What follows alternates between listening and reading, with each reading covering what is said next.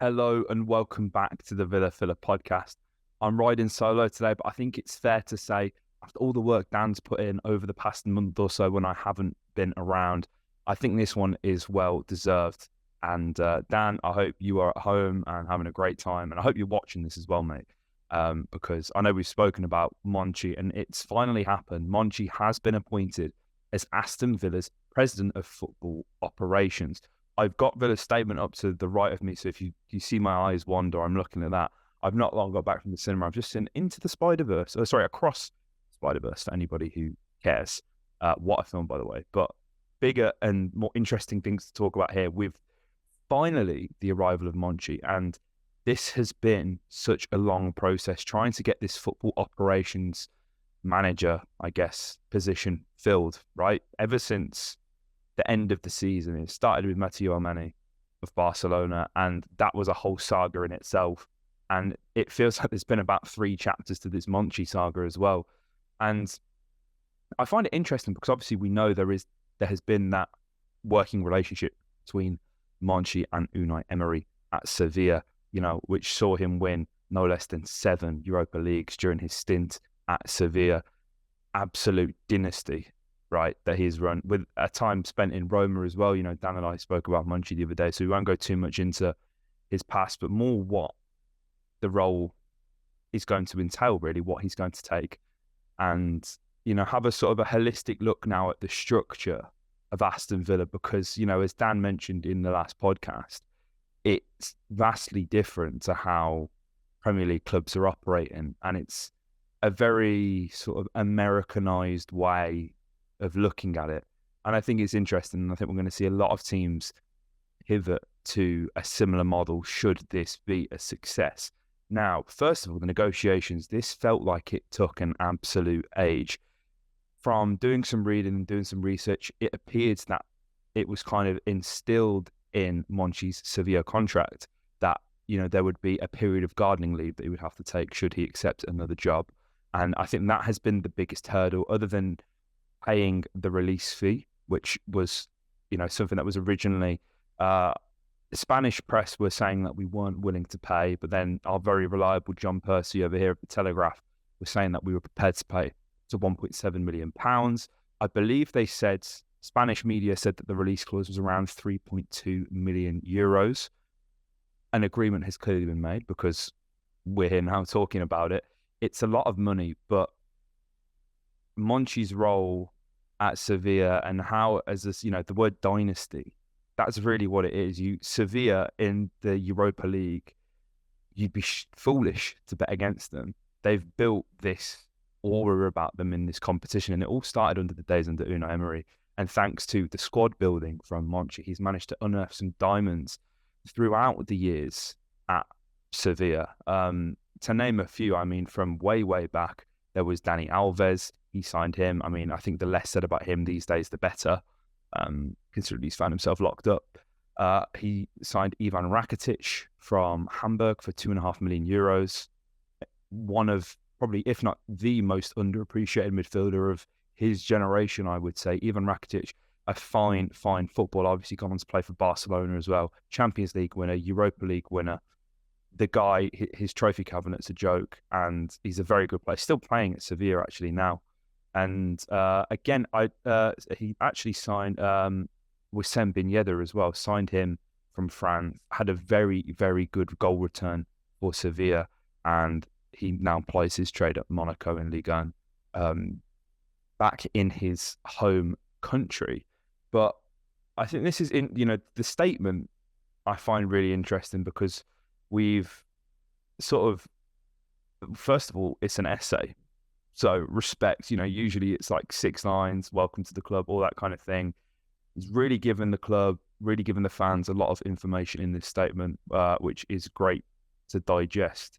And we've obviously got word from Nassef Sawiris here as well, where he says, "We are delighted to have Monchi joining us in this new position that consolidates all football responsibilities at the group," referring to the football club. "Alongside Unai and his staff, Monchi's arrival will add to the world-class team that we're assembling both on and off the pitch. He is, like Unai Emery, a serial winner. Within the appointment of Chris Heck on the business side, this new structure will ensure that the club is firing on all cylinders on the commercial side, in addition to the football side, to ensure the club's model is sustainable and positioned well to meet our growing ambitions. I find the Chris Heck name check very interesting.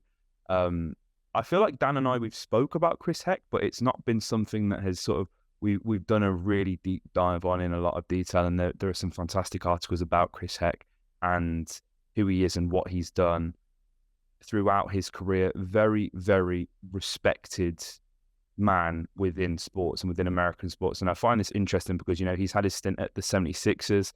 He's also spent some time at the New York Red Bulls, and as well, he's had a bit of time in the NHL as well.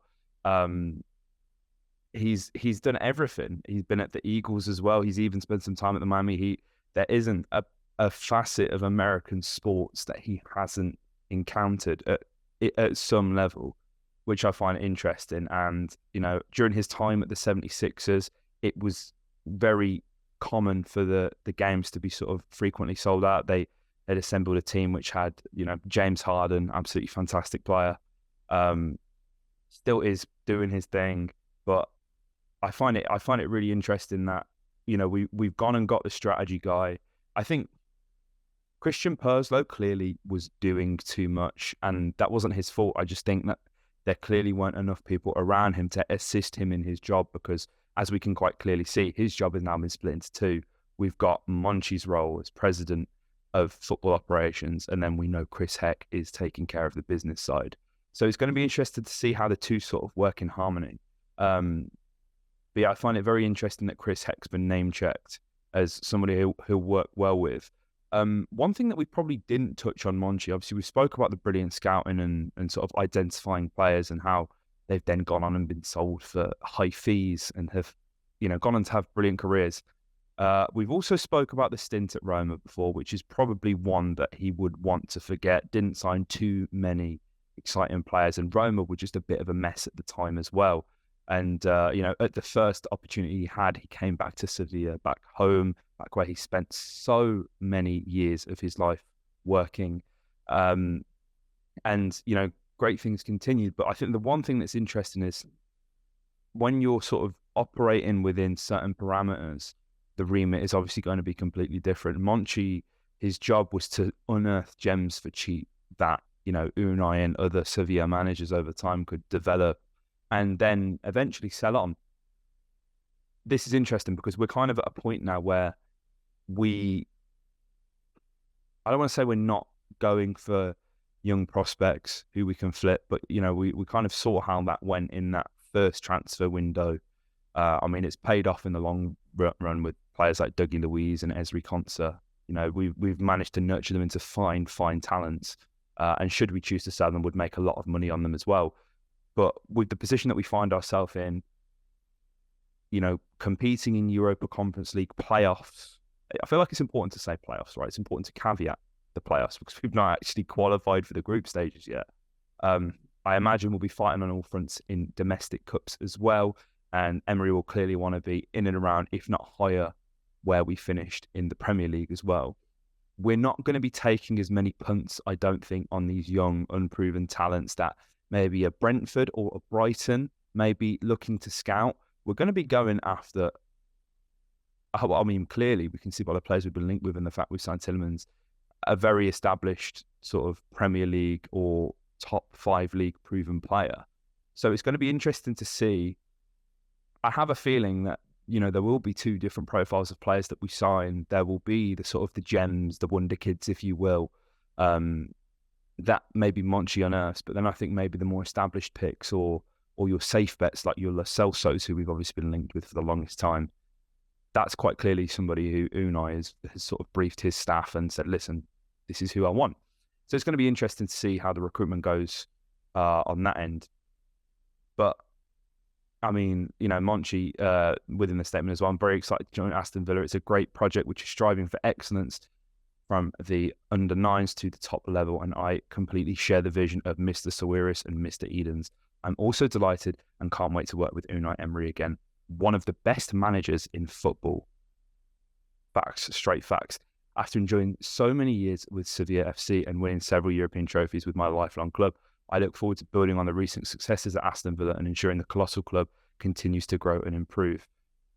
Exactly what you want to hear. Guys all in, guys fully committed. Obviously, everything is sort of work permit pending at the moment, but the fact we've announced it, obviously feeling fairly confident that that's going to go through. And again, just to kind of circle back to the structure, Johan Langer is somebody that people have been really eager to sort of pin blame on or criticize. And, I've not been void of that, or Dan, any time on this podcast. I think there have been times where we've maybe questioned the recruitment at times and whether players really were Lang players or who was signing certain players. But Lang will assume a key role as Global Director of Football Development in international academies. So he's going to be within the footballing group. And I think over the past week, he's been linked to West Ham as well to take over as Director of Football. So, this just goes, West Ham have just won the Europa Conference League, very respected Premier League club, just won a European trophy, won a trophy for the first time in 42 years or something crazy like that. And they want Johan Langer. So he can't be doing a terrible job. And I think that kind of harks back to the point that Dan and I were making on the last podcast, where when it goes wrong, who do we then point our finger at? Because we often did that with Purslow and Langer. And now Perslow's gone. I assume people will still point the blame at Langer, but it's interesting to see how he will resume that role, especially with the sort of expanding portfolio of the sports group, obviously with Vittoria and Zed. I'm sure many other clubs that we're looking to acquire, obviously gunning for that Las Vegas Villains franchise over in MLS as well, which will probably be in like 6 years now, I think, is when they're looking to expand to 32 or 34 teams. So it's going to be very interesting. But and here as well, Damien Vidigani will assume the role of Director of Football Operations. He'll work alongside Unai Emery to manage the day-to-day football operations, support Monchi in his responsibilities, and provide a link between the football organisation and the rest of the club's functions. So obviously he joined with Unai a while back when obviously Unai was appointed. He was one of the staff that we brought across. So defined role for him in all of this as well. And it's really exciting. I'm just glad that this has finally been sorted. And I think it puts to bed a lot of the worries that we have. Dan and I we weren't sort of worried or panicked, but we were going, look, if you don't have your ducks in order before the season starts, it's not going to look good. Thankfully, we've got this sorted, and hopefully this will be the first sort of exciting announcement of many to come. Obviously, there's been the Williams news. It appears that he's going to be staying in Bilbao. I'm sure Dan and I will cover that a bit more in detail if anything sort of adds that, because it looks like he may be signing a new contract as well. So it'll probably be worth covering that at the time. But listen, there's plenty more fish in the sea. So many more transfer targets that I'm sure we're going to absolutely go and do our very best to sign. And we've just got to stay optimistic, I think. And I've rambled for a long time, and this ring light is very hot, as the UK is quite hot right now. So I think I'm going to call it here. But guys, let me know what you think about the appointment of Monchi in the comment section down below. I would love to know. As well, don't worry, we'll be doing the giveaway soon. We gave away the shirt to the Fantasy Football League winner. He's received that. I've got one of the shirts here. We've still got one more shirt to give away as well. We'll do details of that when I'm next back with Dan. So that'll probably be in the next few days. And if you hadn't already, make sure you follow us on TikTok and Instagram. On TikTok, it's at Heart of the Holte. On Instagram, it's at VillaPod. A link to will be in the description down below. And yeah, don't forget to subscribe. Love the Villa.